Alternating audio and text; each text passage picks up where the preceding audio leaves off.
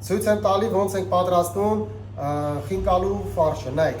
Տավարի միսը վերցրել ենք, աղացել ենք, նայեք, անպայման այսպես պետք է երևա ինքը սառած լինի անպայման,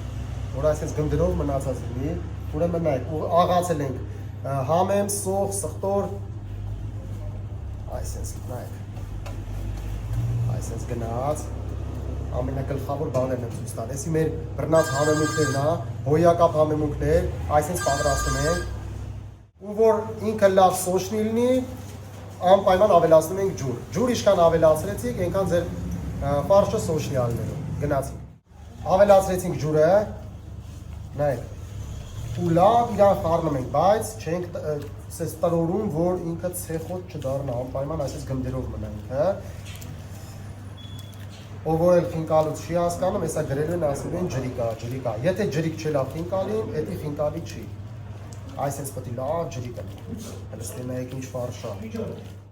Всё, պատրաստ է մեր ֆարշը, թողում ենք ուրեմն խալածինիկում, մի 2 ժամ հանգստանա։ 2 ժամ հանգստանալուց հետո արդեն պատրաստ է։ Փաթաթում ենք։ Գյուրեղավան համտեսում ենք մեր պատրաստած խինկալիներն ու լամաջուները։ Խինկալին պատրաստում ենք լրի վրացական տարբերակով։